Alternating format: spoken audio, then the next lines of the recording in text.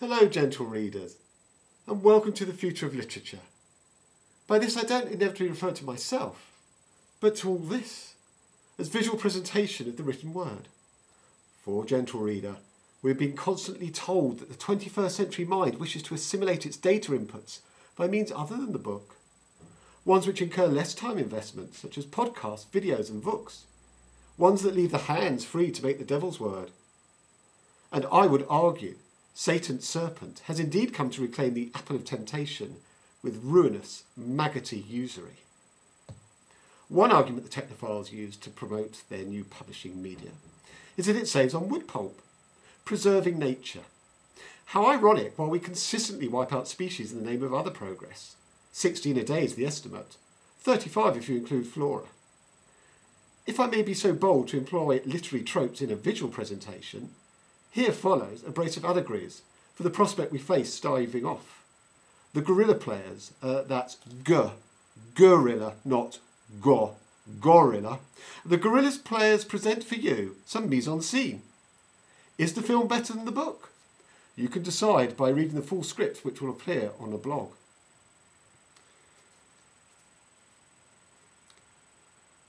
Bye-bye, thou whoreson Zed, that unnecessary letter, said Shakespeare. And no one's exactly going to miss your passing delight. Gone to the dogs. Throw me a fricking bone here. OK, but only into the abyss. The animals went out 2 by 2, hurrah, hurrah. Say hi to the dodo while you're down there. Ooh. Where's Wally? Wally the whale. Washed up on a dried up estuary somewhere, probably, and suffocated. Oh, don't wail and blubber so, my son. This is the will of your parents. Anyway, the candle wax will come in useful for the power cuts. Now, perish the elephant. If we just eviscerate old Ellie here. Oh, again, don't cry. There we go. You can escort the letter E off to the elephant's graveyard.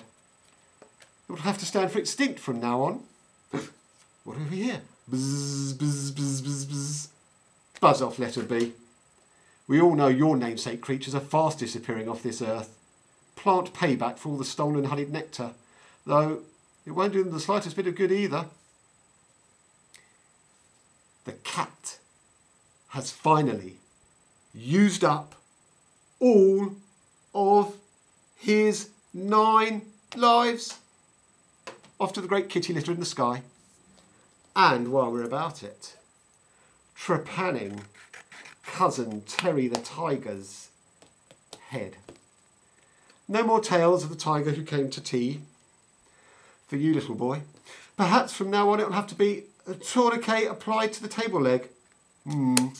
Veritably trips off the tongue. Still, some letters will be all right. Though kids will have to adjust to carrion crawlers like the cockroach and the blowfly. Sweet dreams. Now, a little older, and I'd like you to imagine a queue of teenagers all gathered outside a nightclub, right around the building and circling back on itself. The letter Q, you see, like I said, the wrinkle through it, the velvet sash behind which the bouncers stand. Who can gain entry, who is refused? A metaphor for life itself. Anyway, to while away the wait, said kids are busy on their mobile phones. I'm in a queue, innit? Or punching away at their texts. Since we're all touch typists now, all of us committing our thoughts in writing. That has to be a good thing, right? Now, conceive a shadowy figure. Someone in a balaclava, maybe. Not too inconspicuous with the club wear of choice for these kids. And he's moving up and down the line, inclining his head in towards those phones held out at arm's length. Ease? Anyone want some ease? Easy. Ease are good. The best, in fact. You eat up. Oh, you're sorted. Fair enough. How about you? No? Come on. I got all your e-needs covered. I can iterate your pleasures for you. shape the way you experience things, contain your inhibitions, distill well-being, rendering you lovely. Or any other e-emotion you care to name. No? What about you? Oh, you don't spell it like that, mate. Bloody number racketeers moving in on our turf. Not a patch on us for legibility. That's it, yeah. Get shot of that 8. Now you need... yeah, that's right, mate. You do spell deal with 2 E's. And I got just the ticket for you on that. Uh-oh. Here comes that upstart pusher you. One of the few who've had a renaissance in the market share. It's all me, me, me, me with that you. A distinctly untrustworthy character if ever I met one. Time to up sticks, as E is for exit. So, how will our future generations acquire the speech of naming? If all the early words linked with simple, happy associative charge, the animals, the pretty coloured flowers, the orange sun and the blue sky are blotted out from our primary copybooks, our loquacity will be flat and lifeless, shorn of our fabled ability to fabricate literature and dreams. We'll need the virtual interface then, all right, to preserve our collective memory of these fabled beasts, the new dinosaurs in the virtual Natural History Museum. What will be the point of children learning to become fluent readers if all future books will read to them in the form of Vooks, podcasts and videos? Early on in our flying solo reading career, entering the imaginative world of a book is how we expand our own range of thought and to forge new connections. In short, our thought processes take wing and spread through reading.